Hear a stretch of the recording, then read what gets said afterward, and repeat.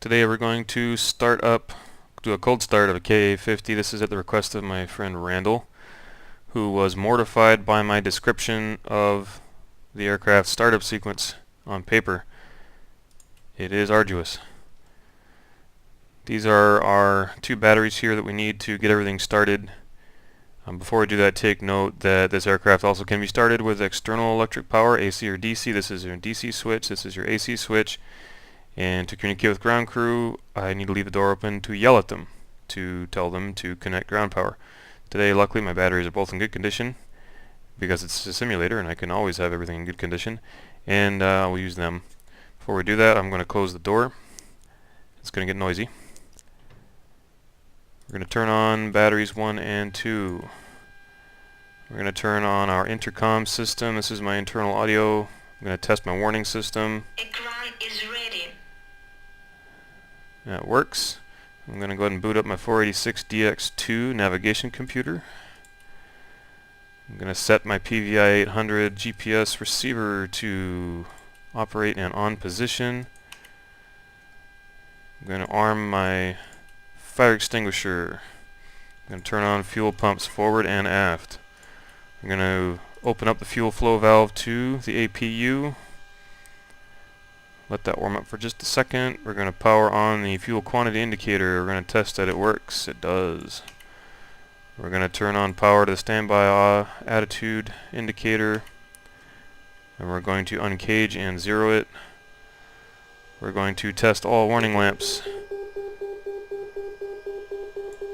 They all work.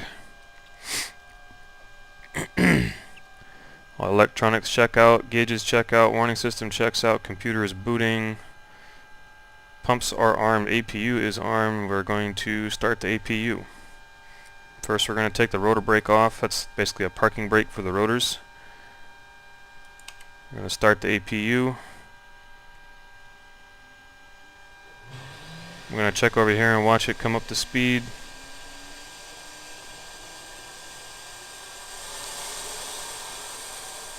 Alright, it's alive. Our 486 has booted up. We're going to set our starter over to the left engine.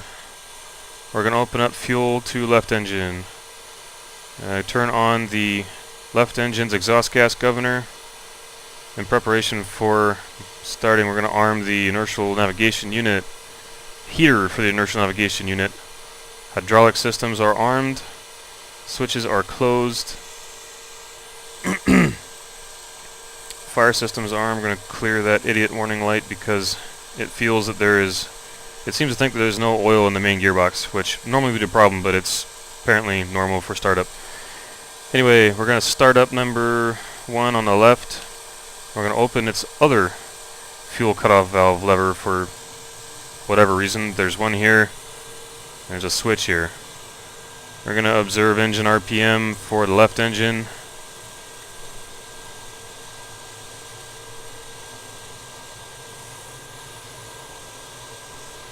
And wait for it to hold steady. Once it holds steady, we start up number 2.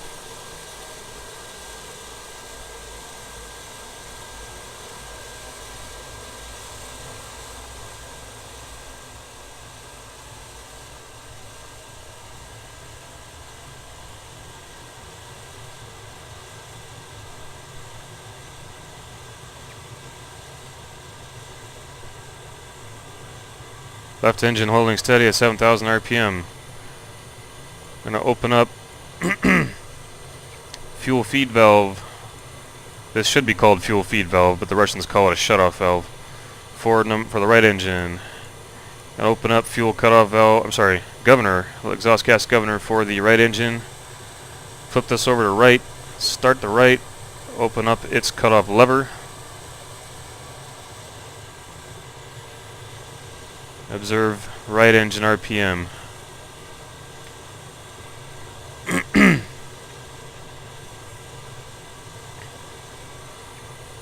Turn on our warning beacon, our rotor blade tip lights for safety.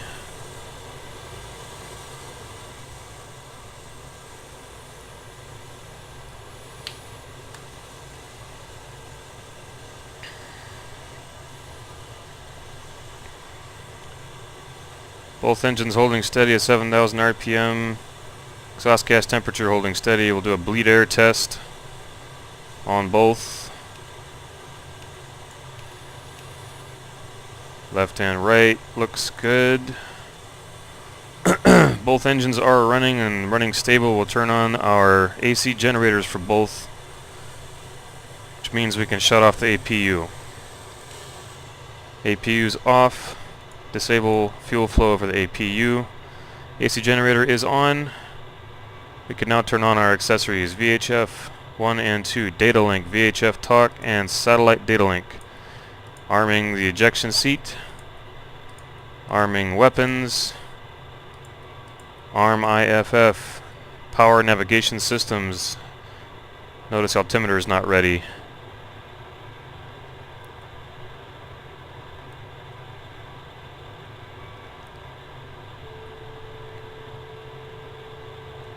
And the altimeter is ready now. That's good. That's all armed. We will arm our autopilot system. Set it to radar altitude hold rather. Set our 486 to map. Set self coordinates so it knows where we are. Arm our signal flares dispenser. We will arm our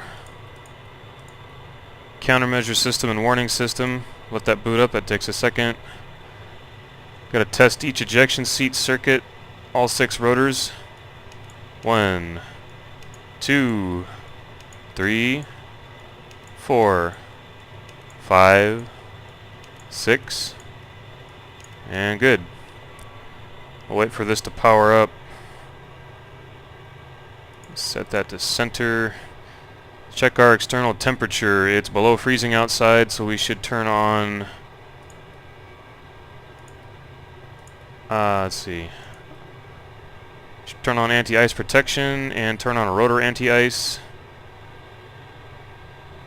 Should turn on pitot ram air and pitot static heat. Turn on our nav lights. There we go. We will arm our gun sight. And now we will bring the throttles up to idle.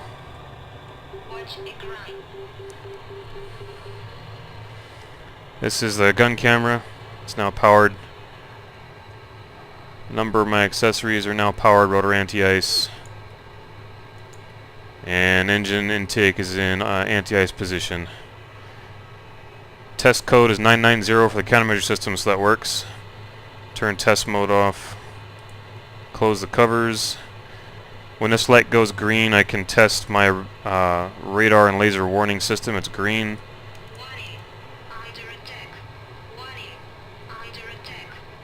So we'll wait for that to clear. This is the directional threat indicator. It works. I have to wait for a second before I can clear it. I believe once it reboots I can clear it.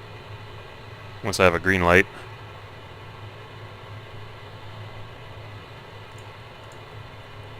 I'll turn on my interior instrument lighting just cause. Master arms off. Targeting lasers off. Helmet sight tests out okay. HUD is calibrated. Alright, I can clear my warning panel. A visual check around the aircraft. No people, cows, sheep, or anything else for that matter. Rotor brakes off, rotors are spinning. Everything looks good.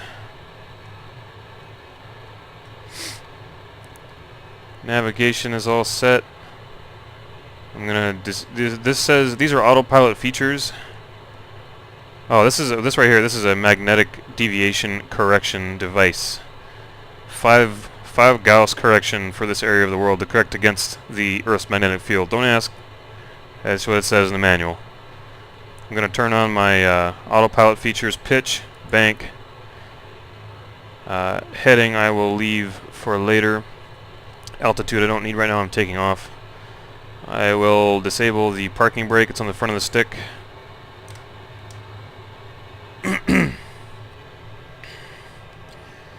And that's how you turn on a KA-50 from start to finish. Now you can fly.